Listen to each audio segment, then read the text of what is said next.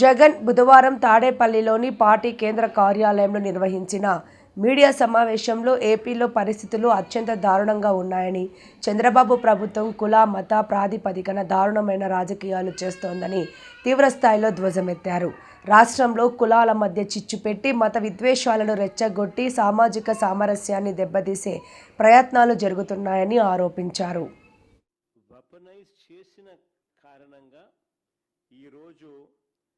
ఈ దిగజారిపోయిన వ్యవస్థల పర్యావసాలే ఈరోజు మనకు కనిపిస్తూ ఉన్నాయి. చేతిలో నుంచి జారిపోయింది. న్యాయం ధర్మం అనేది గాడి తప్పింది. న్యాయం ధర్మం అనేది గాడి తప్పితే వ్యవస్థలు దిగజారిపోతే,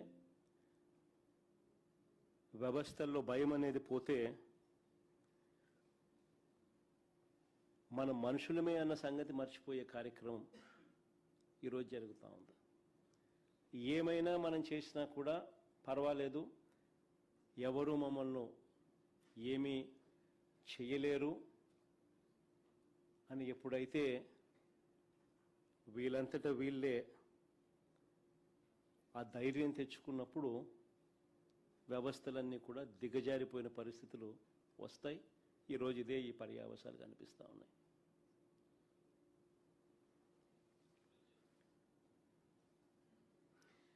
విజయవాడలో మొన్న జరిగిన సాయి కృష్ణ కేసు తీసుకున్న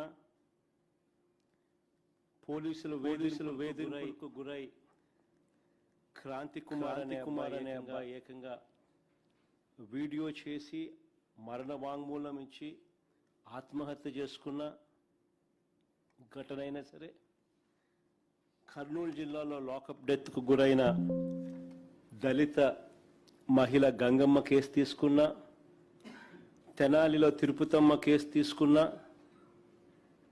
శ్రీకాకుళంలో సంతకవిటికి చెందిన కళావతి కేసు తీసుకున్నా, రాష్ట్రంలో నెలకొని ఉన్న భయానక వాతావరణానికి ఇవన్నీ కూడా అద్దం పడతాయి. దిగజారిపోయి ఉన్న చట్టం, పోలీస్ వ్యవస్థకి ఇవన్నీ కూడా అద్దం పడతాయి. కస్టడీలోకి తీసుకొని ఒక మనిషిని దారుణంగా కొట్టి చంపి కుట్రపూరితంగా సీసీ ఫుటేజ్లను సైతం మాయం చేసి చివరికి శవం కూడా కనపడకుండా మాయం చేసి ఆ శవం ఎక్కడుందో, ఏం చేశారో, ఏమైందో కనీసం కుటుంబ సభ్యులకు బూడిద కూడా ఇవ్వని అత్యంత అమానవీయ పాశవిక ఘటన జరిగి, ఈ ఘటన కూడా ఎక్కడ జరిగింది? So called state head quarters. అంటే చంద్రబాబు నాయుడు గారి ఇంటికి ఆమడ దూరంలో.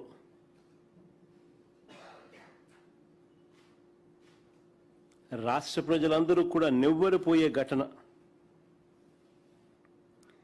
ఇవి ఒక్కొక్కటిగా కూడా బయటికి వస్తూ ఉంటే ఆంధ్రప్రదేశ్లో ఇలాంటివి జరగడం ఏమిటి అని చెప్పి చంద్రబాబు నాయుడు గారిని ఎవరూ కూడా నిలదీయకూడదట.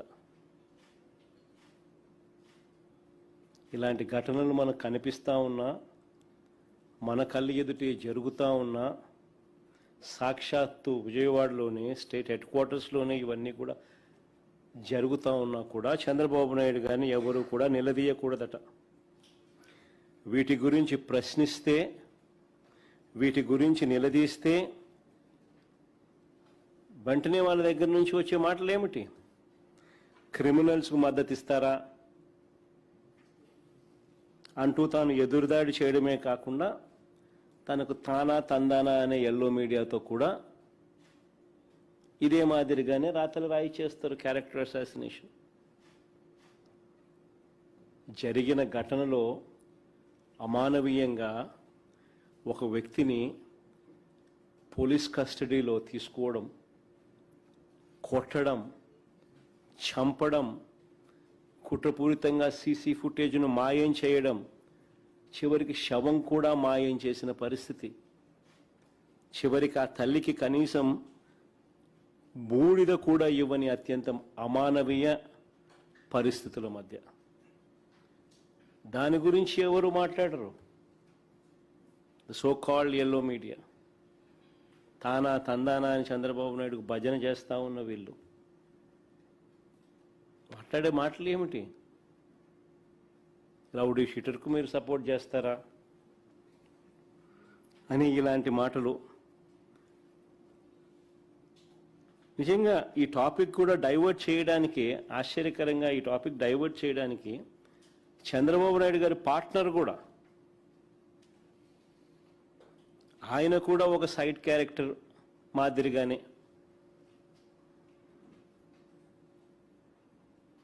వీళ్ళతో తాను తందానా అంటూ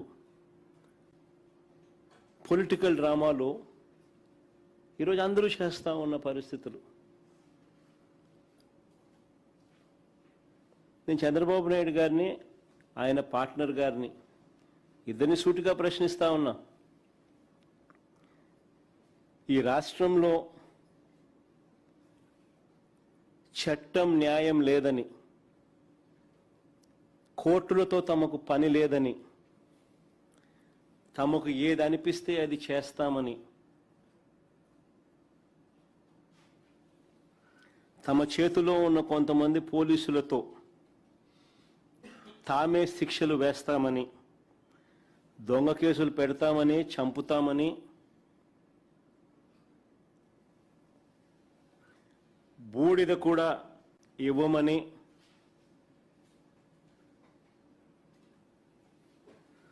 అధికారిక ప్రకటన చేయగలరా? చంద్రబాబు నాయుడు అడుగుతా ఉన్నా, ఆయన పార్టీలను అడుగుతా ఉన్నా. అధికారికంగా ఇవన్నీ మేము చేయగలమని చెప్పి మీరు అధికారికంగా ప్రకటన చేయగలరా?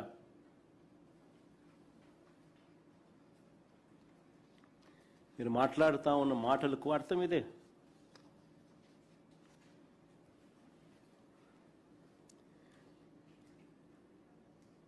కవరప్లో భాగంగా సాయి కృష్ణ మొదట రౌడీ షీటర్ అన్నారు.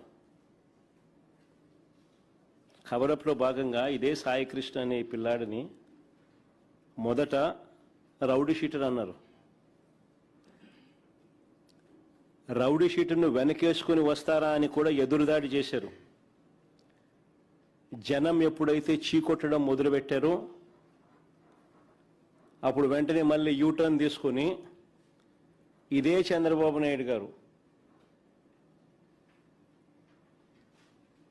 తన మనుషుల చేత ఆ కుటుంబ సభ్యుల దగ్గరికి పంపించి చివరికి ఇదే సాయి కృష్ణ కుటుంబాన్ని తాను పిలిపించుకొని సెక్రటేరియట్లో వాళ్ళకు టైం ఇచ్చి వాళ్ళ పక్కన కూర్చొని వాళ్ళ చేయి పట్టుకొని ముసలి కన్నీరు కారుస్తూ న్యాయం చేస్తాను అని ఇదే చంద్రబాబు నాయుడు మళ్ళీ యూటర్న్ తీసుకొని ఇవే మాటలు.